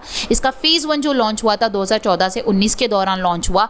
ओवर 6 लाख विलेजेस जो है वो डिक्लेयर हुई ओपन, जहाँ पे खुले में शौच जो है वो डिक्लेयर हुआ कि over 6 lakh villages cover up हो चुकी है, कि जहाँ पे फ्री हो चुकी है फ्रॉम ओपन डेफिकेशन। ओके, तो बाय 2019 ये रिकॉर्ड जो है हम लोगों ने हासिल किया। इन फेज़ 2, मतलब फेज़ 2 की अगर हम लोग बात करें, ओपन डेफिकेशन प्लस ये लॉन्च हुआ 2020 से 2025 के दौरान, जिसके लिए आउटले लगाया गया 1.40 lakh crore rupees. And phase 2 emphasises Sampoorna Swachhata, मतलब कि कंप्लीट क्लीनलीनेस हो by sustaining ODF status and achieving ODF plus villages with solid and liquid waste management. Okay, so जो फेज़ 2 लाया गया उसका उद्देश्य यही था कि पूरी तरीके से स्वच्छता जो है वो हो सके। ठीक है, एंड जो स्टेटस है वो ODF प्लस विलेजेस का वो अचीव कर सके with the solid and liquid waste management. Okay, so ये जो लॉन्च हुआ है ये स्वच्छता के लिए जो है रूरल में इसे लॉन्च किया गया था, रूरल एरियाज में इसे लॉन्च किया गया था। नेक्स्ट अगर हम लोग बात करें तो वो है इरिगेशन एंड वाटर मैनेजमेंट, जिसमें आता है प्रधानमंत्री कृषि सिंचाई योजना। ये ऑलरेडी हम लोगों ने डिस्कस किया। सो ये जो लॉन्च हुआ था प्रधानमंत्री कृषि सिंचाई योजना, ये जुलाई 1, 2015 को लॉन्च हुआ था, ठीक है। एंड इसे इरिगेशन एंड वाटर मैनेजमेंट को सिस्टमैटिकली मैनेज करने के लिए इसे जो है लॉन्च किया गया था। It focuses on enhancing water use efficiency, expanding irrigation coverage, promoting micro irrigation and drip sprinkler to reduce the reliance on monsoon. जैसे कि मैंने आपको ऑलरेडी ये स्कीम के बारे में बताया, ये स्कीम को इरिगेशन एंड वाटर मैनेजमेंट को प्रॉपर तरीके से मैनेज करने के लिए इसे लॉन्च किया गया था, जिसमें वाटर का यूज़ किस तरीके से करना है, इरिगेशन जो कवरेज है उसको एक्सपांड करने के लिए इसे लॉन्च किया गया था। माइक्रो इरिगेशन टेक्निक्स को लाया गया था, जिससे हमारा जो निर्भरता होती है मॉनसून के ऊपर वो कम हो सके, ठीक है, उसी के लिए स्कीम को लॉन्च किया गया था। सो इसको जल शक्ति, agriculture, farmer welfare and rural development द्वारा जो है इसे लॉन्च किया गया था। एंड ये जो स्कीम लॉन्च हुई थी, ये इनिशियली जो हमारी कुछ डिफरेंट स्कीम थी उसको इंटीग्रेट करके इसे लॉन्च किया गया था, जैसे कि accelerated irrigation benefit programme, Har Khet Ko Pani, per drop more crop and watershed development, इन सबको इंटीग्रेट करके जो है इस स्कीम को लॉन्च किया गया था इन दी ईयर 2015। एंड इसके लिए जो आउटले लगाया गया था 21 से 26 के लिए अप्रूव किया गया, which is 93,068 crore rupees. Okay, so I hope आपको समझ आएगा कि रूरल इंफ्रास्ट्रक्चर डेवलपमेंट बोले तो जो रूरल एरियाज में इरिगेशन, वाटर मैनेजमेंट एंड स्वच्छता, सड़क योजना एंड आवास योजना के माध्यम में किस तरीके से डेवलपमेंट के लिए जो है ये सारी स्कीम्स को लॉन्च किया गया था। And what is rural infrastructure development, and इसी के लिए जो है नाबार्ड ने भी एक रूरल इंफ्रास्ट्रक्चर फंड को जो है लॉन्च किया, जो हम लोगों ने ऑलरेडी ऊपर डिस्कस किया। सो अभी हम लोगों ने क्या डिस्कस किया, सबसे पहले हम लोगों ने स्टार्ट किया था कि initiative of NABARD and important schemes of the NABARD जो नाबार्ड ने लॉन्च किया है। सबसे पहले हम लोगों ने यहाँ पर देखा था रूरल इनोवेशन फंड के बारे में, देन हम लोगों ने देखा रूरल इंफ्रास्ट्रक्चर डेवलपमेंट फंड को, ठीक है, ये नाबार्ड द्वारा लॉन्च किया गया है। एंड उसी के दौरान हम लोगों ने रूरल इंफ्रास्ट्रक्चर डेवलपमेंट क्या होता है एंड उसी के लिए हमारे गवर्नमेंट ने कौन सी स्कीम्स लॉन्च की है वो भी हम लोगों ने साइमल्टेनियसली देख लिया। आई होप आपको यहाँ तक का सेशन और हमने जो भी डिस्कस किया है वो कंप्लीटली समझ आया होगा। अगर आप लोगों को सेशन हेल्पफुल लग रहा होगा और पसंद आया होगा तो सेशन को लाइक करना है एंड चैनल को सब्सक्राइब करना है for more such important sessions. Okay, so continue करते हैं हमारे सेशन को और नेक्स्ट इनिशिएटिव्स को डिस्कस करते हैं नाबार्ड के। So the next one is umbrella programme for natural resource management. So इसका ऑब्जेक्टिव क्या है, a direct financing model promoting sustainable natural resource management and rural entrepreneurship. So ये एक फाइनेंसिंग मॉडल है जो कि सस्टेनेबल नेचुरल रिसोर्स मैनेजमेंट को promote करता है एंड रूरल एंटरप्रेन्योरशिप को भी प्रमोट करता है। ये स्टार्ट हुआ था बिटवीन 2007 to 2008। इसका पार्टनर कंट्री है जर्मनी एंड इसमें रीजनेबल इंटरेस्ट रेट में लोन्स जो है वो प्रोवाइड किए जाते हैं। एंड इसमें फोकस है watershed development and tribal development. Okay, watershed development and tribal development को इसमें कवर अप किया गया है। सो यहाँ पे जैसे कि बात की गई है कि ये जो प्रोग्राम है ये सस्टेनेबल नेचुरल रिसोर्सेज के मैनेजमेंट को प्रमोट करता है। तो what is sustainable agriculture? It is a farming approach that meets present food needs while preserving natural resources, environment, soil fertility for the future generation. So sustainable agriculture उसे कहा जाता है कि प्रेजेंट की फूड की नीड अगर complete हो जाती है तो उसके बाद फ्यूचर जनरेशन के लिए नेचुरल रिसोर्सेज को, एनवायरमेंट को एंड सोशल फर्टिलिटी को प्रिजर्व कर सके। सो वही होता है सस्टेनेबल एग्रीकल्चर। ओके, नेक्स्ट हम लोग बात करें तो नाबार्ड ने लॉन्च किया है self help group bank linkage programme को। ओके, इंपॉर्टेंट है। It is a world largest micro finance initiative empowering over 12 million women group to access institutional credit. So यहाँ पे क्या बोला गया है कि ये वर्ल्ड का लार्जेस्ट माइक्रो फाइनेंस इनिशिएटिव जो है जो नाबार्ड ने लॉन्च किया है, जिसमें ओवर 12 मिलियन विमेन्स को एम्पावर किया गया है। ठीक है, ये जो लॉन्च हुआ है 1992 में लॉन्च हुआ है, जिसके बेनिफिट्स है financial inclusion, women empowerment, saving plus credit access. Okay, so ये जो self help group bank linkage programme है ये एक प्रकार का माइक्रो फाइनेंस इनिशिएटिव है। So what is micro finance? Micro finance refers to the provision of small scale financial services such as loan, saving, insurance and credit to low income individuals और groups specially in rural areas who lack access to formal banking. Micro finance उसे कहा जाता है जिसमें small scale financial services जो है provide की जाती है, जैसे कि लोन्स हुआ, सेविंग, इंश्योरेंस एंड क्रेडिट जो है वो लो इनकम इंडिविजुअल्स एंड ग्रुप्स को प्रोवाइड किए जाते हैं जिनका फॉर्मल बैंकिंग मतलब कि जो बैंकिंग एक्सेस जिनको नहीं मिल पाता है इजीली रूरल एरियाज़ में, उनके लिए जो है फाइनेंशियल सर्विसेज प्रोवाइड करना, that is micro finance. Okay, so ये जो small help group bank linkage programme है, ये एक वर्ल्ड का लार्जेस्ट माइक्रो फाइनेंस इनिशिएटिव जो कि नाबार्ड ने लॉन्च किया, जिसमें ओवर 12 मिलियन वुमेन्स को एम्पावर किया गया है, ठीक है। एंड ये जो लॉन्च हुआ है 1992 में लॉन्च हुआ है। ओके, अब हम यहाँ पर स्मॉल हेल्प ग्रुप की, सेल्फ हेल्प ग्रुप की बात कर रहे हैं। सॉरी, अगर मैंने स्मॉल कहा होगा तो please consider self help group की अगर हम लोग बात करें, सो ये सेल्फ हेल्प ग्रुप्स जो होते हैं ये स्मॉल इनफॉर्मल वॉलंटरी एसोसिएशन होते हैं, जिसमें 10 से 15 यूजुअली विमेंस जो है वो कवर की जाती है under the socio economic background, and इसके ग्रुप्स बनाकर उन्हें जो है एम्पावर किया जाता है, जिससे वो अपना लिविंग कंडीशन जो है वो और भी ज़्यादा बेहतर कर सके। मतलब वो एक ग्रुप बनेगा, उसमें उन्हें काम प्रोवाइड किया जाएगा, एंड वो काम प्रोवाइड करके वो पैसा कमाएगी, पैसा करके वो अपनी कंडीशन जो है वो बेहतर करेगी। That is self help groups, जिसमें यूजुअली विमेंस जो है वो काम करती है। 10 से 25 लोगों का ये ग्रुप बनाया जाता है।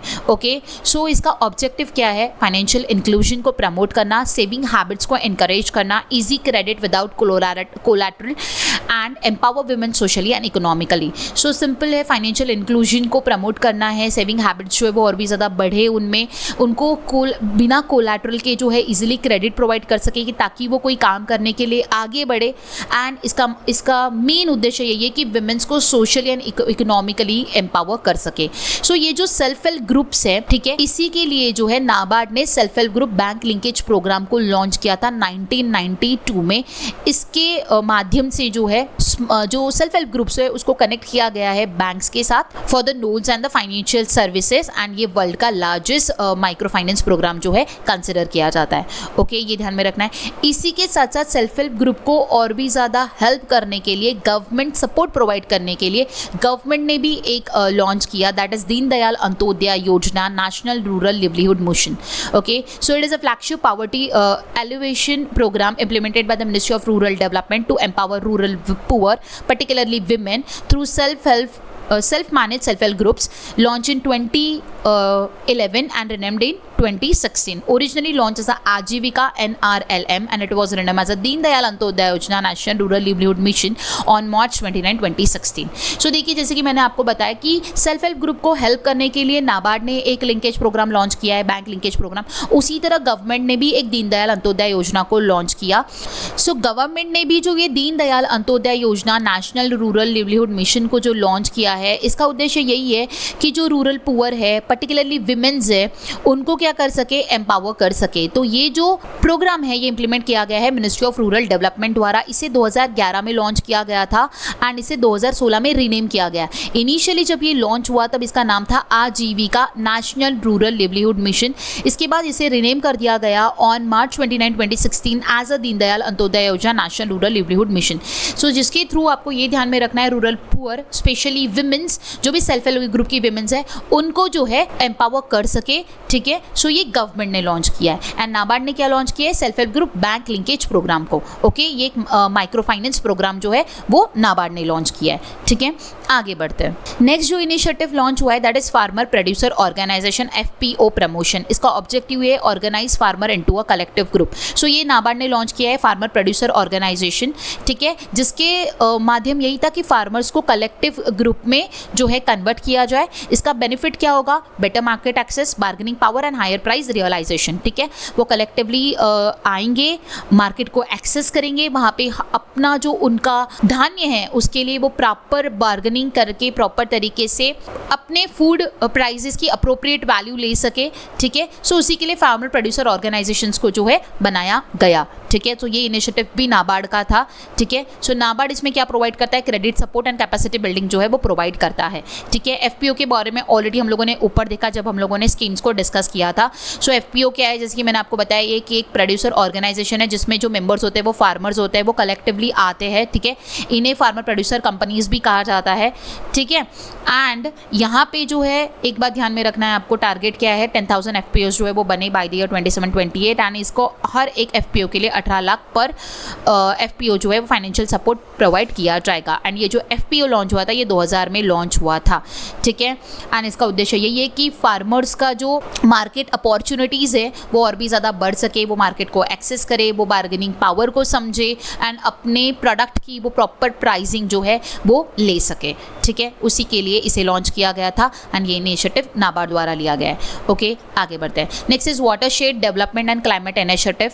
NABARD has implemented thousands of watershed project focusing on soil and water conservation, reforestation and climate adoption. So यहाँ पे क्या बोला जा रहा है कि नाबार्ड ने थाउजेंड्स ऑफ वाटरशेड प्रोजेक्ट को जो है इम्प्लीमेंट किया, जिसमें सॉइल एंड वाटर कंजर्वेशन को फोकस किया गया है, रिफॉरेस्टेशन को एंड क्लाइमेट एडॉप्शन को भी फोकस किया गया है।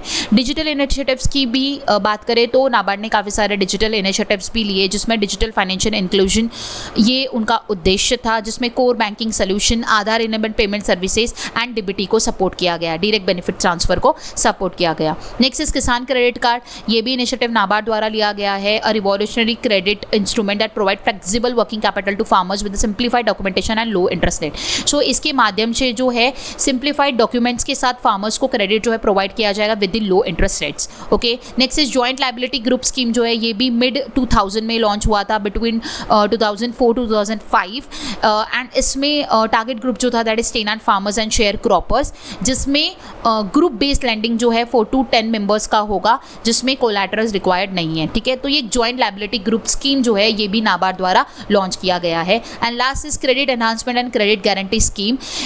इसमें जो है कवर होता है micro irrigation and warehouse infrastructure, ठीक है। सो इसका पर्पस क्या था, encouraging lending in risky sector and feature अगर बात करें तो risk sharing with the banks and improve credit flow, ठीक है। So credit enhancement and credit guarantee schemes को लॉन्च किया गया है, जिसमें micro irrigation and warehouse infrastructure को बढ़ाया जाएगा। सो इसके लिए जो है बैंक्स के साथ कोलैबोरेशन किया गया एंड क्रेडिट फ्लो को भी इम्प्रूव किया गया, जिससे ये सारे जो micro irrigation and warehouse infrastructure जो है वो बन सके, ठीक है। सो इसका पर्पस यही था कि रिस्की सेक्टर में जो है लैंडिंग को एनकरेज किया जाए, ठीक है। सो ये कुछ हम लोगों ने इनिशिएटिव जो नाबार्ड ने लिए हम लोगों ने डिस्कस किया डिटेल में। आई होप आपको समझ आया होगा। अभी हम लोग आगे बढ़ते हैं एंड जो नाबार्ड की सब्सिडरीज है उसको डिस्कस करते हैं। ओके, सो नाबार्ड की जो है वो 7 की सब्सिडरीज है, each focus on the specialised rural and financial sector. Okay, so first is NAB Kisan financial limited. Okay, इसका फोकस क्या है, agriculture and rural enterprises. Objective is credit for FPOs, मतलब FPOs जो होती है फार्मर प्रोड्यूसर ऑर्गेनाइजेशन को credit provide करे, promote agriculture and allied sectors. की फैक्ट्स की अगर बात करें 55+ FPOs को सपोर्ट किया गया है एंड 225 करोड़ रुपीस का यहाँ पे असिस्टेंस प्रोवाइड किया गया है through the subsidiary. Next is nap Samriddhi financial limited. जो नॉन फार्म सेक्टर फाइनेंसिंग जो है उसको ये फोकस करता है, जिसमें कवर अप होती है MSMEs, micro finance, housing, education and transport. And इन्होंने एक इनिशिएटिव भी लॉन्च किया है क्लाइमेट रेडी वॉश कैंपेन 2024 में। Okay, next subsidiary is nap fins limited, जिसका टैगलाइन है बैलेंसिंग बिजनेस विद इंक्लूजन। इसका फोकस है माइक्रो फाइनेंस।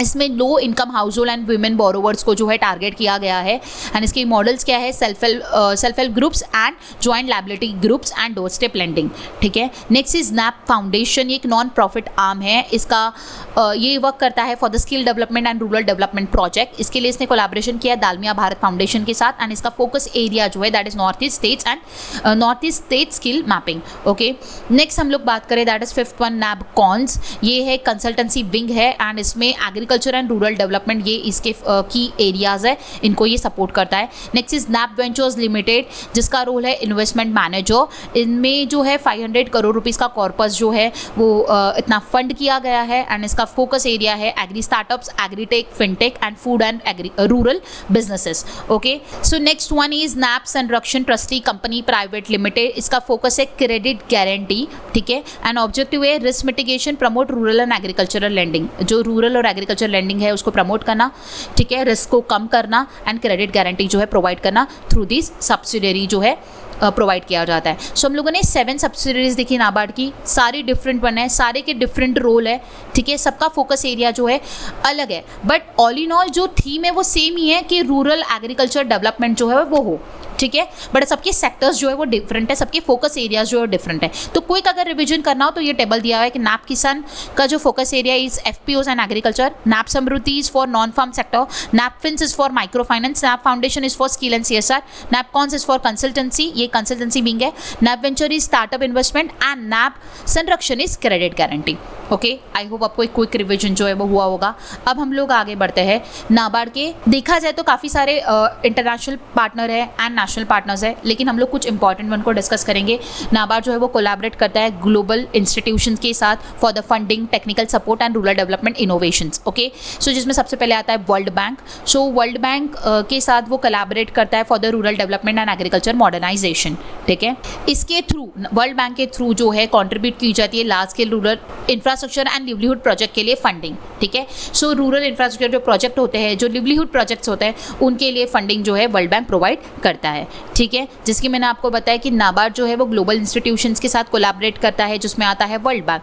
तो वर्ल्ड बैंक के साथ वो कोलैबोरेशन करेगा जिसके through rural development and agriculture के मॉडर्नाइजेशन के लिए जो है पैसा जो है लगाया जाएगा, ठीक है। उसके बाद अगर बात करें यूनाइटेड नेशन डेवलपमेंट प्रोग्राम की, सो इसका ऑब्जेक्टिव क्या है? Data driven innovation in agriculture and food system. जो एग्रीकल्चर एंड फूड सिस्टम है उसमें डेटा ड्रिवन इनोवेशन जो है वो हो सके। तो इसमें की एरियाज क्या है? Open source data sharing, technologies transfer and agri policy support. Okay, so united nation development programme के साथ जो कोलैबोरेशन होता है वो डेटा ड्रिवन इनोवेशन के लिए होता है इन the agriculture and food system. Okay, KfW Germany की अगर हम लोग बात करें, सो ये एक लॉन्ग टर्म डेवलपमेंट पार्टनर है नाबार्ड के साथ, KfW जर्मनी, जिसमें की एरियाज की प्रोग्राम्स की अगर बात करें तो इन प्रोग्राम्स के लिए इन्होंने कोलैबोरेशन किया है Adivasi development programme, Indo German watershed development, then है natural resource management and rural innovation programme. Okay, so ये सारे प्रोग्राम्स के लिए कोलैबोरेशन हुआ है between NABARD and KfW Germany. Next हम लोग बात करें तो विमेंस वर्ल्ड बैंकिंग की बात की जाती है, जिसमें फाइनेंशियल इंक्लूजन को प्रमोट किया जाता है, जिसमें इनिशिएटिव जो लॉन्च हुआ था जनधन प्लस प्रोग्राम को लॉन्च किया गया था एंड विमेंस वर्ल्ड बैंकिंग ने सपोर्ट किया था, ठीक है। फोकस अगर बात करें तो वुमेन अकाउंट होल्डर्स को इसमें फोकस किया जाता है एंड टारगेट जो है इसी में 8.09 करोड़ जनधन अकाउंट्स को जो है टारगेट किया गया था, जिसमें से 5.45 जो है वो करोड़ विमेन बेनिफिशरीज है। ओके, सो विमेंस वर्ल्ड बैंकिंग की बात की जाए तो इसमें फाइनेंशियल इंक्लूजन को प्रमोट किया गया है, ठीक है, जिसमें जनधन प्लस प्रोग्राम उनका एक इनिशिएटिव था जिसका फोकस था कि विमेन अकाउंट होल्डर्स जो है वो ज़्यादा से ज़्यादा रहे, ठीक है। So out of 8.09 crore Jan Dhan accounts 5.45 crore जो है विमेन बेनिफिशरीज है। ओके, सो ये कुछ इंटरनेशनल पार्टनर्स रहे हैं नाबार्ड के। आई होप आपको समझ आया होगा। नेक्स्ट अगर हम लोग बात करें role and functions of NABARD की, आपको एक ओवरऑल आइडिया तो आ गया होगा, बट अगर हम लोग क्विक एक और बार रिकॉल करें तो नाबार्ड का काम क्या है कि rural development and agriculture development वो करे एंड उसी के लिए वो फाइनेंसेस प्रोवाइड करे। ओके, सो वो क्या करता है? वो प्रमोट करता है सोशल इनोवेशन को एंड फाइनेंशियल इंक्लूजन को एंड रूरल एंटरप्रेन्योरशिप को। प्रेजेंस अगर बात करें तो अभी 31 regional offices and 336 district offices है। ओके, अगर नाबार्ड के फंक्शन की बात करें तो वह रिफाइनेंस फंक्शन है एंड क्रेडिट फंक्शन, दोनों भी एक ही होता है, जिसके थ्रू फंड्स जो प्रोवाइड किया जाता है, provide funds to commercial bank, regional rural banks, cooperative bank and other RBI approved institution and उसी के लिए वो कोऑर्डिनेट करता है with the government of India and the RBI। Okay, and external funding जो लेता है वो world bank and Asian development bank से वो एक्सटर्नल फंडिंग देता है, ठीक है। तो ये क्या करता है? रीफाइनेंस फंक्शन है उसका, ये क्रेडिट फंक्शन है उसका, ठीक है। वो क्या करता है? क्रेडिट प्रोवाइड करता है, ठीक है। एंड उसी के लिए वो कोलैबोरेशन करता है with the government of India, reserve bank of India and external funding करता है world bank and Asian development banks के साथ। ओके, नेक्स्ट हम लोग बात करें तो बैंकिंग सुपरविजन, ठीक है। सो वो सुपरविजन करता है स्टेट कोऑपरेटिव बैंक का, डिस्ट्रिक्ट कोऑपरेटिव बैंक्स का एंड रीजनल रूरल बैंक्स का। ये भी ऑलरेडी हम लोगों ने देखा है। सो इसमें इसके फंक्शन क्या है? इंस्पेक्शन करना बैंक्स का, मॉनिटरिंग करना, एवैल्यूएशन करना, rehabilitation and restructuring and training of the personnels. Okay, development function की बात करें तो रूरल डेवलपमेंट प्रोग्राम्स को प्रमोट करना, ठीक है, जिसमें आता है उसका उनका self help group, bank linkage programme, watershed development, tribal development, farm innovation and farmer club. And focus क्या होता है, वुमेन एम्पावरमेंट करना पाया self help group. Okay, so ये सारी चीज़ें हम लोगों ने ऊपर देखी है एंड इसी के लिए उन्होंने क्या क्या इनिशिएटिव लॉन्च किए ये भी हम लोगों ने देखा। ये तो एक क्विक ओवरव्यू था कि नाबार्ड का रोल और फंक्शन क्या है। ठीक है, आई होप आपको क्लियर हुआ होगा। यहाँ पे हमारा सेशन जो है कंप्लीट होता है। हम लोगों ने रूरल डेवलपमेंट के लिए क्या क्या प्रोजेक्ट्स लॉन्च हुए, क्या क्या स्कीम्स लॉन्च हुए, वो सारी चीज़ें देखी। एग्रीकल्चर स्कीम्स जो हमारे गवर्नमेंट ने लॉन्च की वो सारी हम लोगों ने देखी। नाबार्ड क्या है, नाबार्ड का स्टैटिक, नाबार्ड का हिस्ट्री किस तरीके से फॉर्म हुआ, ये सारी चीज़ें हम लोगों ने देखी। आई होप आपको आज का सेशन कंप्लीटली समझ आया होगा। इसका अगर आप ई बुक चाहते हो तो हम लोगों ने ऑलरेडी ई बुक के सेक्शन में कैपिट्यूड्स के एप्लीकेशन में प्रोवाइड करवा दिया है। एप्लीकेशन को डाउनलोड कीजिएगा, ई बुक के सेक्शन में जाइएगा, वहाँ पे आपको मिल जाएगा। इतना ही नहीं, आप एक करंट अफेयर्स का एक कॉम्प्रिहेंसिव कोर्स भी हम लोगों ने एक सेकेंड एडिशन का हम लोगों ने लॉन्च किया है, जिसमें हम लोग सारी मंथली करंट अफेयर्स की जो सेशन आपको प्रोवाइड करते हैं उसकी ई बुक यहीं पे आपको प्रोवाइड करवा देते हैं। इसके अलावा आपको यहाँ पे काफ़ी सारी चीज़ें प्रोवाइड की जाती है इस कोर्स में, जैसे कि जो static banking and financial awareness है उसी से रिलेटेड डेटा भी आपको प्रोवाइड किया गया है। स्टैटिक जीके जो है वो भी आपको यहाँ पे प्रोवाइड किया गया है। इसी के साथ साथ आप लोगों को यहाँ पे जो है क्वीज़ एंड इंपॉर्टेंट टेस्ट जो है वो रिविजन के लिए भी प्रोवाइड की गई है। 1 साल का पूरा फुल टेस्ट पास आपको प्रोवाइड किया है।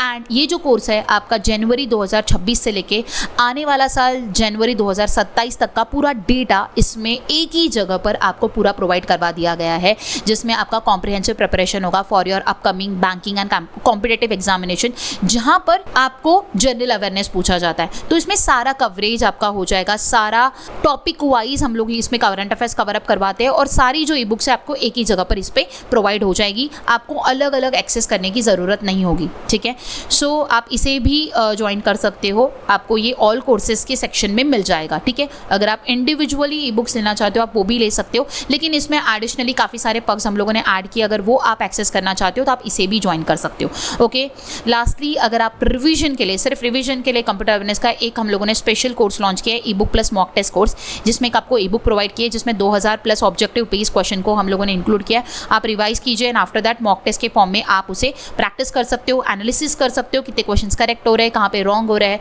सो कंप्लीट खुद का एक कंप्यूटर अवेयरनेस का एनालिसिस करना है तो इस कोर्स को आप ज्वाइन कर सकते हो। एक e book plus mock test course है, काफ़ी ज़्यादा इंटरेस्टिंग है। आप इजीली इस कोर्स के माध्यम से अपनी रिवीजन इजीली कर सकते हो। ओके, लास्टली अगर आप लोगों ने हमारा टेलीग्राम चैनल ज्वाइन नहीं किया होगा तो आप ज्वाइन कर सकते हो। इसमें reasoning, quantitative aptitude, daily quizzes and important updates regarding your upcoming examination provide की जाती है। अगर आपने इसे ज्वाइन नहीं किया होगा तो इसे ज्वाइन कीजिएगा। इसमें डेली अगर आप प्रैक्टिस करना चाहते हो फॉर योर अपकमिंग एग्जामिनेशन तो ज्वाइन कीजिएगा। इंग्लिश की भी वोकैबुलरी प्रोवाइड की जाती है एंड इंपॉर्टेंट अपडेट्स जो कि आपके लिए काफ़ी ज़्यादा इंपॉर्टेंट है वो भी आपको प्रोवाइड हो रही है। सो इसे अभी तक ज्वाइन नहीं किया होगा तो ज्वाइन कीजिएगा। ठीक है, लिंक आपको डिस्क्रिप्शन बॉक्स में प्रोवाइड करवा देती हूँ। सो गाइस, मिलते हैं नेक्स्ट सेशन में। अगर आज का सेशन पसंद आया तो वीडियो को लाइक करना है, शेयर करना है एंड चैनल को सब्सक्राइब करना है, साथ साथ बेल बटन को प्रेस करना है for your upcoming session. Thanks for watching and have a nice day.